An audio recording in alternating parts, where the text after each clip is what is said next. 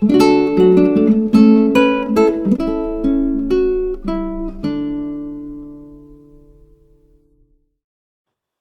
dia, meu irmão, minha irmã, bem-vindos ao nosso encontro da reflexão da Palavra de Deus. Hoje é sábado, dia 21 de agosto da 20ª semana do Tempo Comum.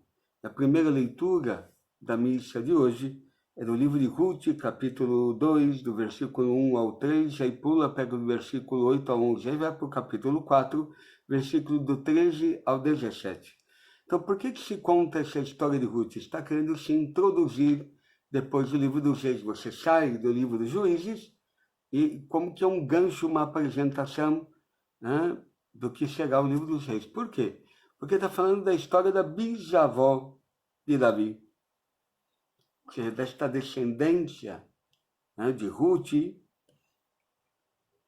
é que nascerá Davi. Né? Ruth, nós veremos na leitura de hoje, casa com Boaz, tem o Obed como filho, Obed gera Jessé, o pai de Davi. Então, é toda uma história de introdução, eu diria de alguma maneira, às origens, né, do que será Davi depois, o rei Davi.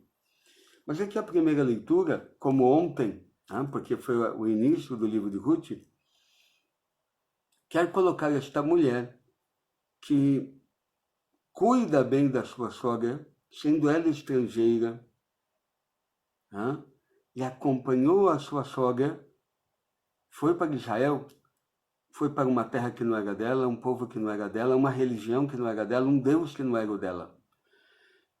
Mas ela toma este povo como seu povo, este lugar como seu agora, e este Deus como seu Deus.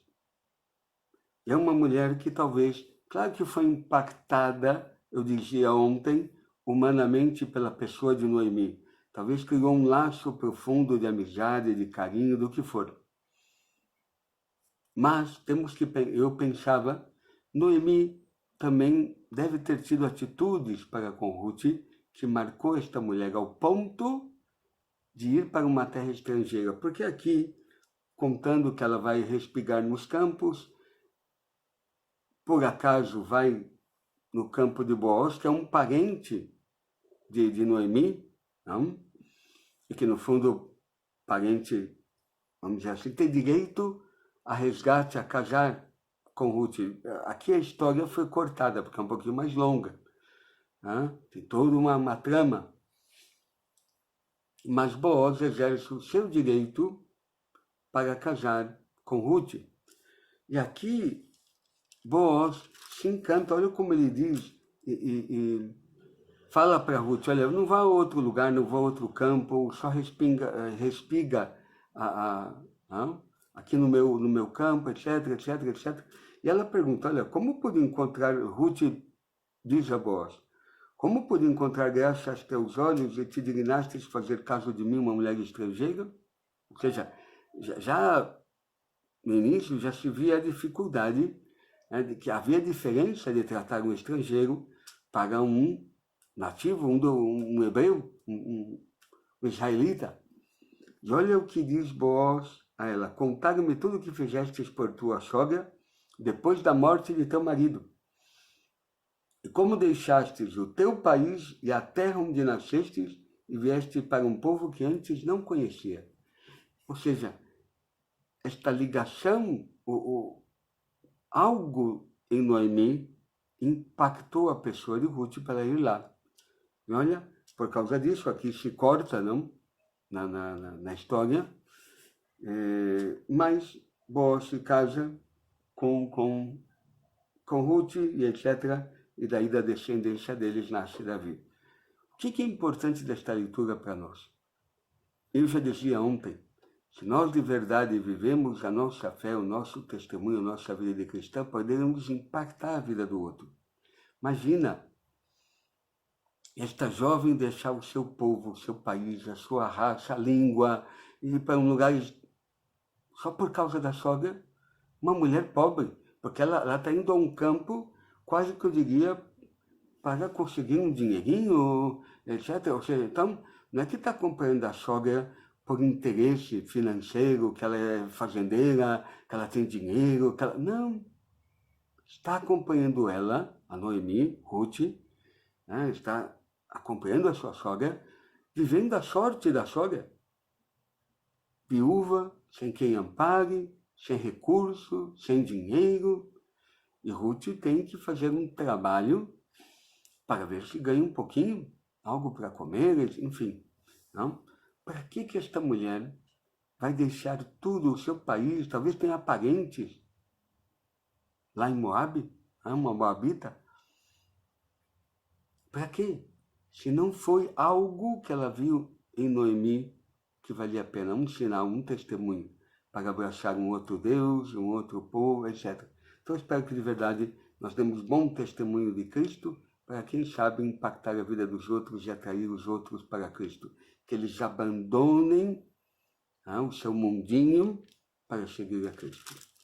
Aqui o Evangelho de hoje é o Evangelho de São Mateus, capítulo 23, do versículo 1 ao 12. Aqui Jesus vai falar contra, eu diria, os fariseus, para a multidão. Meus mestres da lei, diz assim: Jesus falou à multidão e aos seus discípulos: os mestres da lei e os fariseus têm autoridade para interpretar a lei de Moisés. Então, não estão fazendo algo ilegítimo. Por isto, deveis fazer e observar tudo o que eles dizem, mas não imiteis as suas ações, pois eles fazem e não praticam. Isto que Jesus está dizendo sobre os mestres da lei e o fariseu pode ser aplicado a você e a mim. Do que adianta eu querer fazer o outro viver como um cristão e corrigir que não está certo a maneira que aquele meu cunhado vive, aquele meu amigo, aquele meu vizinho. Queremos moralizar o mundo, mas cuidado. Eu espero, por isso eu dizia da primeira leitura, a vida de Noemi que impactou Ruth. Eu espero que a gente viva aquilo que a gente tenta anunciar ou convencer os outros a viver. Não adianta fazer dos outros um cristão se eu não sou, se eu não vivo a minha fé. Há um descompasso, aquilo que eu falo e a minha vida. Não posso querer moralizar o mundo se eu mesmo não aceitei o Evangelho, se este mandamento de Cristo, a palavra de Cristo, o viver de Cristo, esse Espírito de Cristo invade o meu ser de tal maneira em que eu de verdade não só falo, eu vivo aquilo que falo. É isto que está falando Jesus. Deveria ter uma coerência, mas não é. Eles dizem, mas não fazem. Por isto, Jesus diz, não imiteis. E nós, às vezes, corremos o risco de fazer proselitismo. Não? E temos que, de verdade, dar testemunho da nossa vida, coerência de vida, coerência de vivência do Evangelho, etc. Não? Porque diz aqui Jesus, eles amarram pesados fardos e colocam sobre os outros. Que fardos esses? A lei, o cumprimento da lei, estritamente jurídico, mas não é uma mudança de coração, uma mudança de mentalidade, é um cumprimento exterior, enquanto interior, eles vivem interiormente de um jeito, algo que anima, porque eles têm um outro interesse, que é o prestígio. Aqui fala Jesus, de ir, usam longas faixas largas, ou seja, um estereótipo de um cara super religioso, um cara super de Deus, não? Com trechos da Escritura na testa e nos braços. Põem na roupa longas franjas. Mas olha só o interesse. Gostam de lugar de honra dos banquetes e nos primeiros lugares das sinagogas. Gostam de ser cumprimentados em praça pública e de serem chamados de mestre. Ou seja, usam da religião para uma autopromoção. Nós às vezes, mas eu não ganho dinheiro querendo corrigir o mundo, mas ganhamos, não sei como dizer, como se eu ganhasse uma importância como pessoa, como camuflasse as minhas fragilidades no estereótipo de gente boa, que cumpre a lei, que é perfeito. Não. Às vezes vai aparecer a nossa fragilidade, vai aparecer a nossa pobreza, mas tem que aparecer Deus em mim. que a minha vida, apesar dos meus combates, de eu não ser perfeito, mas tem algo que me anima que é diferente.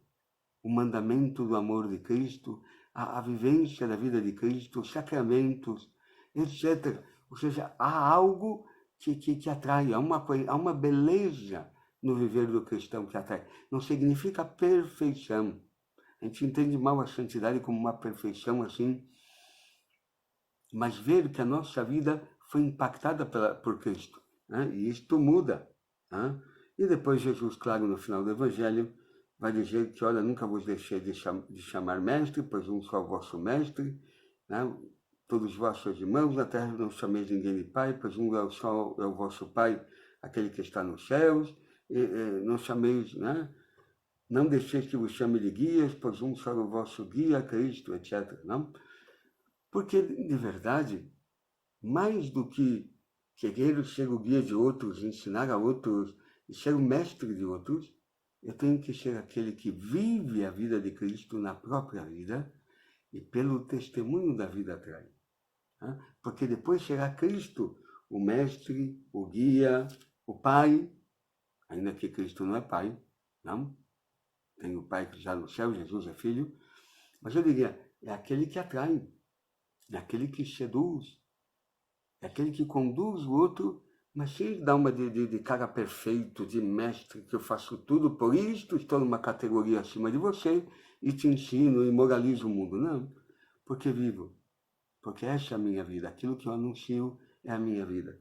Por isso Jesus diz, cuidado, se você vive a fé, vive para buscar, para ser um prestígio apenas, para aparecer por aí como um cara, cuidado, quem se exaltar será humilhado e quem se humilha será exaltado. Eu espero que de verdade nós vivamos o Evangelho porque Cristo de verdade nos alcançou. E não apenas para um cumprimento do meu esforço, da lei e de cumprir. Porque isso dura um tempo. Eu espero que seja de verdade um profundo viver de Cristo na nossa vida. Oremos. Bendito és tu, Pai Santo, pelo teu amor, pela tua misericórdia. Bendito és tu por esta palavra. Dai-nos do teu Espírito, dai-nos da tua força para nos converter à tua palavra, a palavra do teu Filho, para vivermos de verdade na nossa vida a vida de Deus, a tua vida, os teus preceitos, os teus mandamentos, a tua lei, que este Espírito nos anime, nos dê força para sermos testemunhas do teu amor e da tua misericórdia no meio do mundo. Este pedimos por teu Filho que convosco vive e reina na unidade do Espírito Santo. Amém. O Senhor esteja convosco, Ele está no meio de nós. Abençoe-vos o Deus Todo-Poderoso, Ele que é o Pai, Filho e Espírito Santo. Amém. Até segunda-feira, meu irmão, minha irmã, para esse nosso encontro da reflexão da Palavra de Deus.